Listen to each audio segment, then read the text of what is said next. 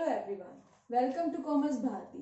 This side Surabhi. Students, आज की video के अंदर हम अपना चैप्टर नंबर 5 ऑर्गेनाइजिंग को ही कंटिन्यू करेंगे और उसकी क्विक रिवीजन कंप्लीट करेंगे। तो चलिए स्टार्ट करते हैं। आज का हमारा फर्स्ट टॉपिक है ऑर्गेनाइजेशन स्ट्रक्चर। तो हम ऑर्गेनाइजेशन स्ट्रक्चर का मीनिंग और उसके टाइप्स के बारे में देखते हैं। सबसे पहले ऑर्गेनाइजेशन स्ट्रक्चर का meaning, to the framework within which managerial and operating task are perform.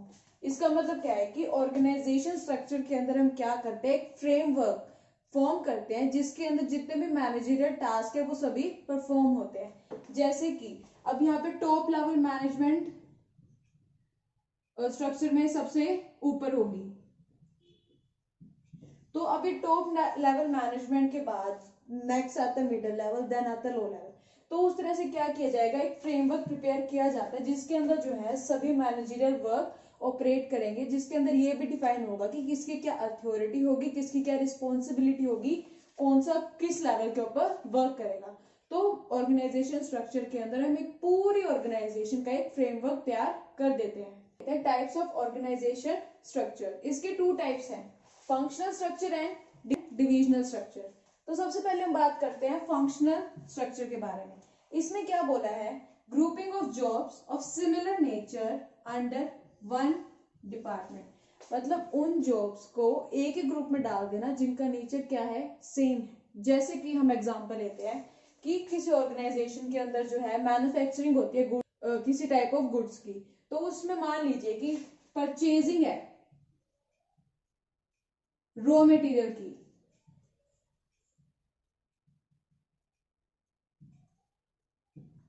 या फिर परचेजिंग है मशीनरी की जिसके थ्रू वो प्रोडक्ट बनाया जाएगा, या फिर परचेजिंग है और जितने भी गुड्स की रिक्वायरमेंट होती है उसमें। तो अब हम इन सब का नेचर तो सेम ही है ना, इन सब का नेचर क्या है, परचेजिंग। कौन से डिपार्टमेंट में डाल देंगे, परचेजिंग डिपार्टमेंट में इसको डाल देंगे।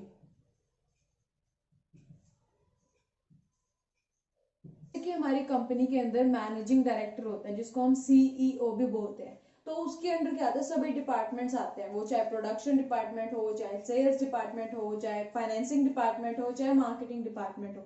तो वो क्या करता है, जितने भी सिमिलर टाइप की जॉब्स हैं उनको एक ही ग्रुप के अंदर डाल देते हैं। जैसे हमने यहाँ पे परचेजिंग डिपार्टमेंट बनाया, ऐसे ही सेल्स डिपार्टमेंट भी हो सकता है, फिनांस डिपार्टमेंट भी हो सकता है। तो फंक्शनल स्ट्रक्चर के अंदर हम फंक्शन के बेसिस के ऊपर क्या करेंगे, डिपार्टमेंट्स को फॉर्म करेंगे कि किस डिपार्टमेंट का क्या काम है। अब हम बात करते हैं डिविजनल स्ट्रक्चर के बारे में। डिविजनल स्ट्रक्चर में क्या होता है, when jobs are related to one product are grouped under one department. अब इसके अंदर और फंक्शनल स्ट्रक्चर के अंदर बात तो एक ही है कि इसमें भी क्या बोला है कि jobs related to one product are grouped under one department. लेकिन इसमें डिफरेंस क्या है, इसमें जॉब्स को हम ग्रुपिंग कर रहे थे, यहाँ पे हम प्रोडक्ट के बेसिस के ऊपर क्या कर रहे हैं, ग्रुपिंग कर रहे हैं। मतलब ये किसके ऊपर बेस्ड होता है, प्रोडक्ट के ऊपर बेस्ड होता है। अब जैसे कि कोई ऑर्गेनाइजेशन है वो क्या है, मल्टीपल प्रोडक्ट्स की क्या करती है, प्रोडक्शन करती है। तो वो हर प्रोडक्ट की जो मैन्युफैक्चरिंग का जो काम है वो डिफरेंट डिपार्टमेंट में डाल सकती है। जैसे कि हम एग्जांपल लेते हैं कि जैसे कि टाटा है, वो बहुत सारे डिफरेंट टाइप्स ऑफ गुड्स की प्रोडक्शन करती है। जैसे कि इसके क्या कहते हैं, टाटा टी, टाटा सॉल्ट, या टाटा मोटर्स, ये सभी पार्ट तो एक ही ऑर्गेनाइजेशन, एक ही कंपनी के हैं ना। तो इन सब की उसने क्या कर रखी होगी, प्रोडक्शन यूनिट सबकी क्या रखी होगी, डिफरेंट होगी। सबके सेल्स डिपार्टमेंट क्या होंगे, डिफरेंट होंगे। सबके डिपार्टमेंट क्या होंगे, अलग होंगे। सबके फाइनेंस डिपार्टमेंट क्या होंगे, अलग होंगे। तो यहाँ पे डिविजनल स्ट्रक्चर के अंदर क्या करता है कि किसी भी ऑर्गेनाइजेशन की जितनी भी डिविजन होती है इन सबको हम बोलेंगे डिविजन्स। यहाँ पे टाटा की ये सारी क्या है, डिविजन। तो जितनी भी डिविजन्स होती हैं उसमें क्या करते हैं, जॉब रिलेटेड टू एक प्रोडक्ट की जॉब जो होती है, प्रोडक्ट से रिलेटेड जो जॉब्स होती है वो एक डिपार्टमेंट के अंदर डाल दी जाती हैं। तो हम इन सभी प्रोडक्ट के बेसिस पे क्या कर देंगे, डिफरेंट डिपार्टमेंट्स फॉर्म कर देंगे। यहाँ पे फंक्शन के बेसिस पे करते हैं, यहाँ पे हम प्रोडक्ट के बेसिस पे करते हैं डिफरेंशिएट। तो स्टूडेंट्स, अब हम देखते हैं difference between functional structure and divisional structure. तो इसका फर्स्ट बेसिस है फॉर्मेशन, कि फंक्शनल स्ट्रक्चर जो है वो किस बेसिस के ऊपर फॉर्म होता है। तो मैंने आपको बताया था वो मेनली किसके ऊपर बेस्ड होता है, फंक्शंस के ऊपर। तो यहाँ पे यही बोला है on the basis of work और फंक्शंस, जो भी हमारी ऑर्गेनाइजेशन के अंदर परफॉर्म होने हैं। और डिविजनल स्ट्रक्चर किस बेसिस पे फॉर्म होता है, on the basis of products, क्योंकि डिविजनल के अंदर किसी भी ऑर्गेनाइजेशन की डिफरेंट डिफरेंट डिविजन्स होती हैं, उनके डिफरेंट डिफरेंट प्रोडक्ट्स होते हैं और उसी के बेसिस पे उनके डिफरेंट डिफरेंट डिपार्टमेंट्स होते हैं। लेकिन यहाँ पे प्रोडक्ट तो एक ही होता है, लेकिन उसी प्रोडक्ट को मैन्युफैक्चरिंग करने के लिए या ट्रेडिंग करने के लिए डिफरेंट डिफरेंट डिपार्टमेंट्स फॉर्म किए जाते हैं। नेक्स्ट इसका बेसिस है स्पेशलाइजेशन। अब फंक्शनल स्ट्रक्चर के अंदर हमें क्या मिलती है, फंक्शनल स्पेशलाइजेशन मिलती है। मतलब को एग्जांपल दिया था कि जितनी भी डिफरेंट डिफरेंट टाइप की परचेजिंग हमारी ऑर्गेनाइजेशन के अंदर होती है, उस सबको हम किस में डाल देंगे, परचेज डिपार्टमेंट में डाल देंगे। तो वहां पे मैनेजर जो है उस काम को करने में क्या हो गया, स्पेशलाइज्ड हो गया। तो यहाँ पे हमें क्या मिल गई, फंक्शनल स्पेशलाइजेशन मिल गई। इसमें क्या होती है, प्रोडक्ट स्पेशलाइजेशन होती है। क्यों होती है, क्योंकि हर प्रोडक्ट का क्या होता है, डिफरेंट डिपार्टमेंट होता है, डिफरेंट ही उसकी डिवीजन होती है। अब जैसे कि हम यहाँ पे एग्जांपल लेते हैं कि जैसे कि ए लिमिटेड है, वो मैन्युफैक्चरिंग करती है कार्स एंड सोल्ट। तो ये इसके दो डिविजन्स है और इन दोनों के डिपार्टमेंट्स भी क्या होंगे, डिफरेंट होंगे। मतलब अगर वो कार मैन्युफैक्चर करती है तो कार को मैन्युफैक्चरिंग करने के लिए जो भी प्रोडक्शन डिपार्टमेंट होता है, सेल्स डिपार्टमेंट होता है या परचेजिंग डिपार्टमेंट होता है, वो इस कार डिवीजन का अलग होगा।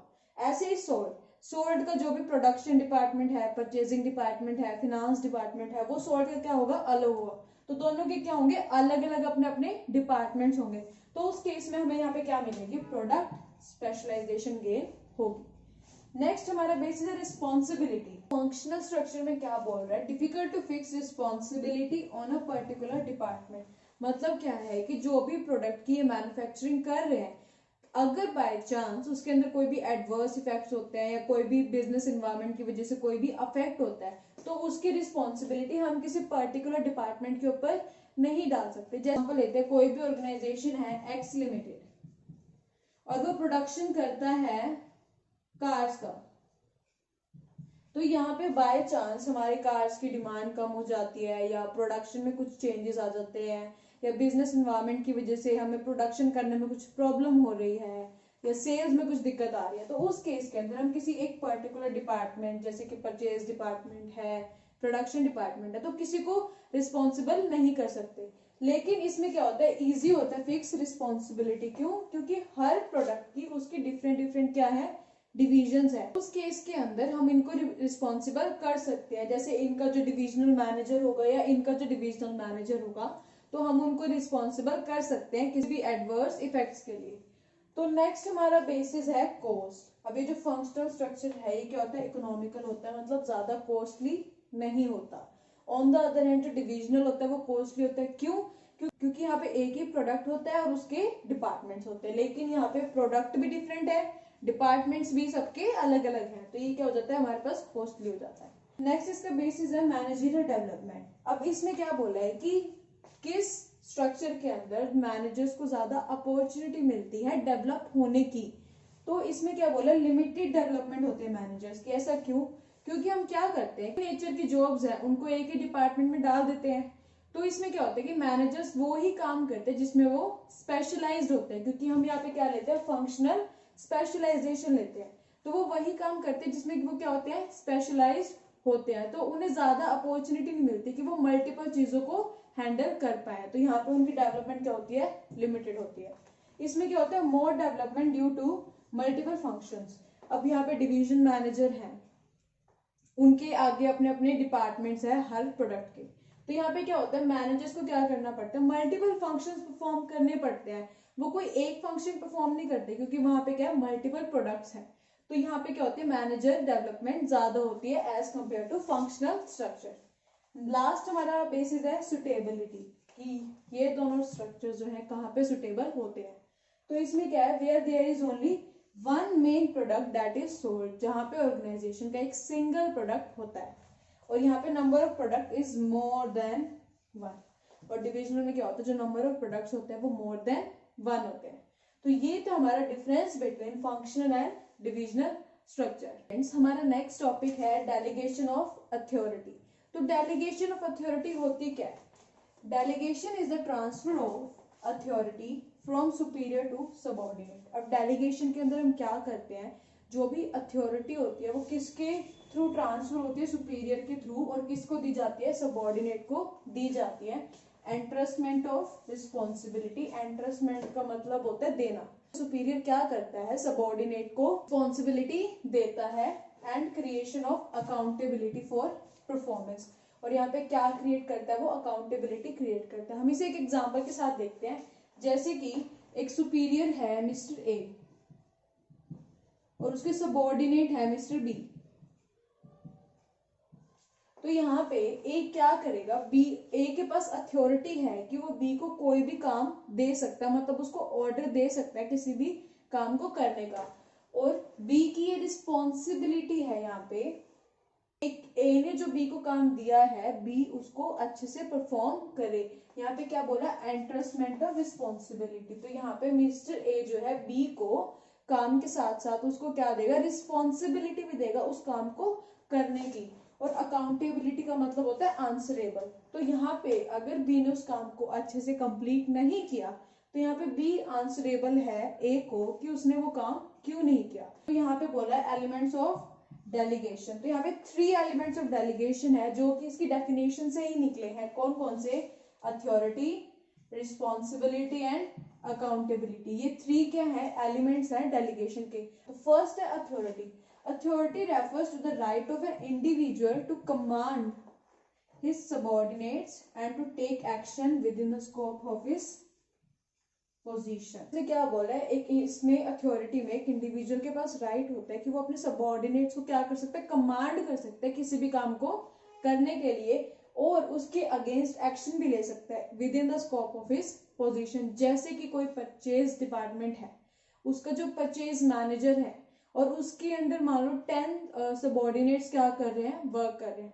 तो वो जो परचेज मैनेजर है वो अपने 10 सबऑर्डिनेट्स को कोई भी काम दे सकता है कि कोई भी सबऑर्डिनेट रॉ मटेरियल का परचेज करके ला सकता है, या जो भी कॉन्ट्रैक्ट है ऑर्गेनाइजेशन के उसके बारे में उसे बता सकता है।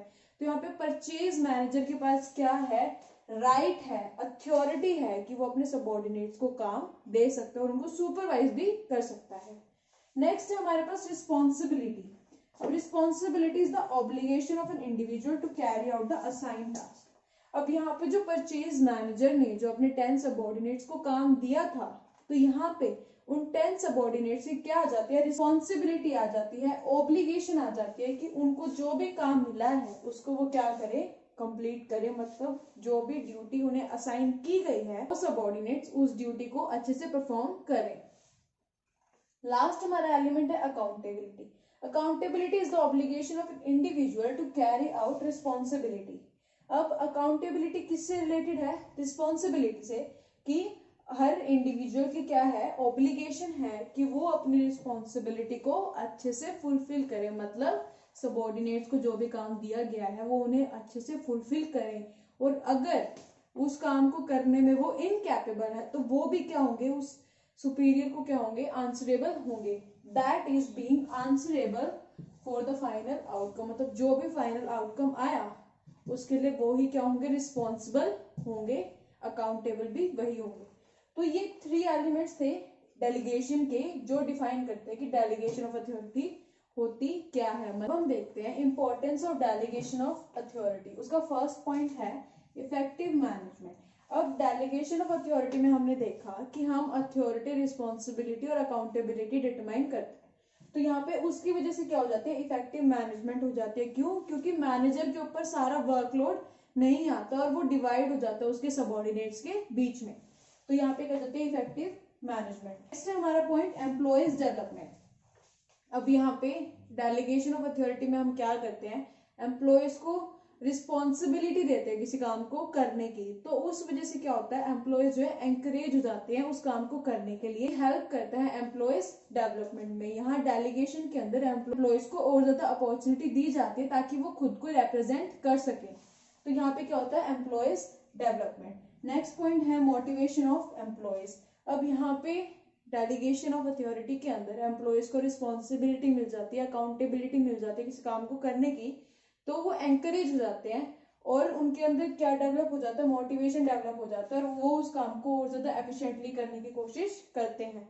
तो यहाँ पे डेलीगेशन ऑफ अथॉरिटी की वजह से एम्प्लॉयज के अंदर क्या आता है, मोटिवेशन आता है काम को और अच्छे से करने का। नेक्स्ट पॉइंट है इसका बेटर कोऑर्डिनेशन। यहाँ पे मैनेजर जो है अपने सबऑर्डिनेट्स के बीच में अपना सारा काम डिवाइड करता है, तो उस केस में क्या होता है, एम्प्लॉयज के बीच में जो उसके सबऑर्डिनेट्स हैं उनके बीच में क्या क्रिएट हो जाता है, कोऑर्डिनेशन क्रिएट हो जाता है, क्योंकि उनको क्या करना होता है, अपने ऑर्गेनाइजेशन के ऑब्जेक्टिव को फुलफिल करना होता है। तो डेलीगेशन ऑफ अथॉरिटी एम्प्लॉयज को मोटिवेट भी करता है और साथ में उनके बीच में कोऑर्डिनेशन भी सेट करता है। लास्ट इसका पॉइंट है बेसिस ऑफ मैनेजमेंट हायरार्की। अब हमने पढ़ा था कि ऑर्गेनाइजेशन स्ट्रक्चर के अंदर हम क्या करते हैं, हमारे ऑर्गेनाइजेशन का एक फ्रेमवर्क प्रिपेयर करते हैं कि किस तरह से हमारी ऑर्गेनाइजेशन के अंदर मैनेजरियल वर्क्स होंगे।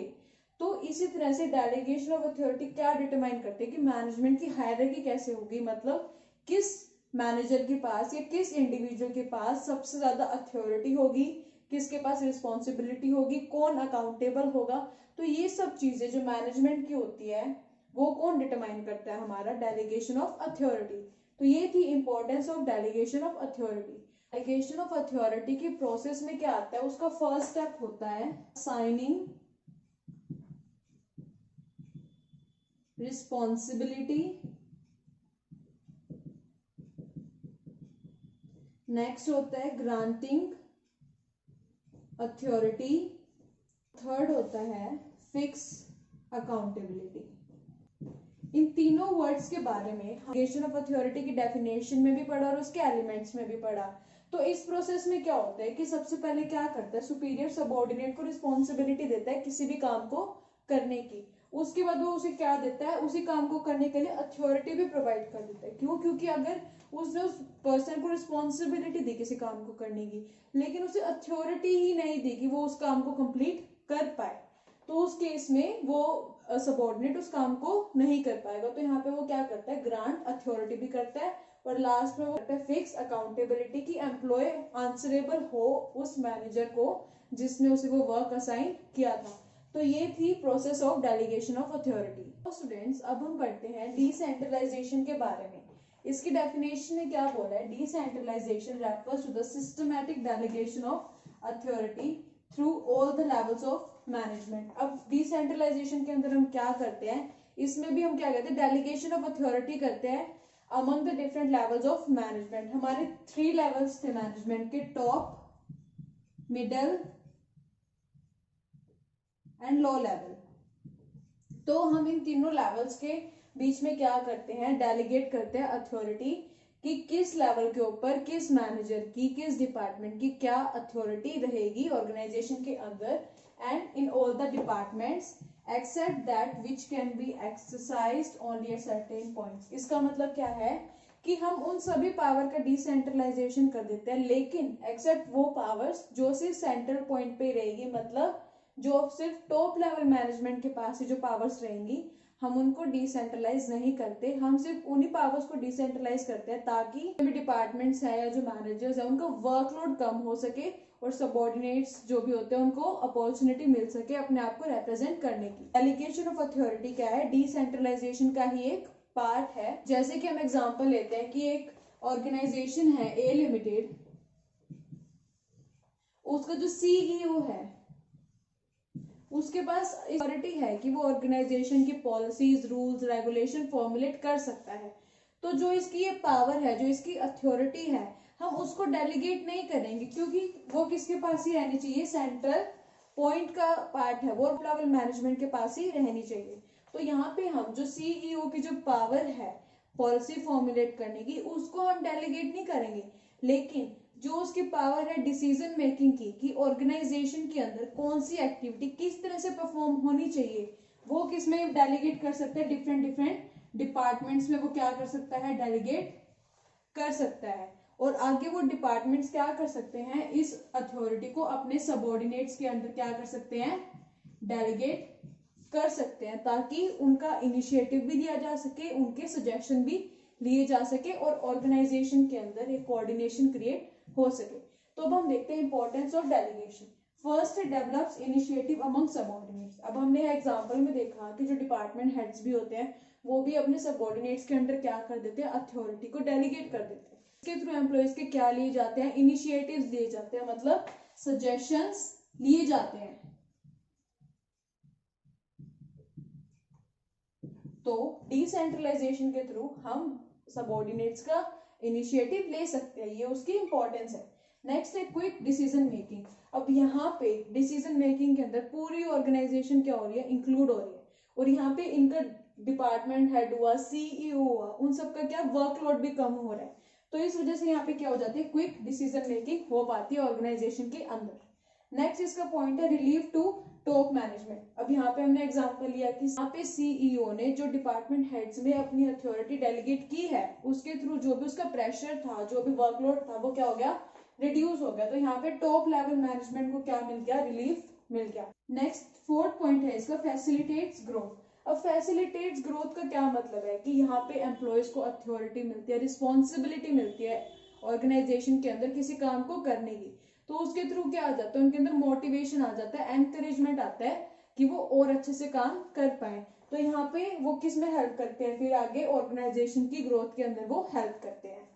लास्ट इसका पॉइंट है बेटर कंट्रोल। डिसेंट्रलाइजेशन के अंदर बेटर कंट्रोल कैसे होता है, क्योंकि यहाँ पे हमने देखा कि सभी डिपार्टमेंट हेड्स अपनी अथॉरिटी तो कर देते हैं ट्रांसफर, लेकिन हमने इसकी एक्सेप्शन क्या पढ़ी थी कि वो चीजें डेलीगेट नहीं होगी जो कि एक्सरसाइज की जा सकती है किसके थ्रू, सिर्फ सेंटर पॉइंट्स के थ्रू। तो यहाँ पे डिपार्टमेंट हेड्स है वो सिर्फ वो ही अथॉरिटी डेलीगेट करेंगे सबऑर्डिनेट्स में जितनी रिक्वायर्ड है। एंड में जो डिसीजन मेकिंग की जो प्रोसेस होगी वो कौन पूरी करेंगे, ये हेड्स ही फुलफिल करेंगे, उसमें सिर्फ उनका सजेशन लिया जाएगा सबऑर्डिनेट्स का।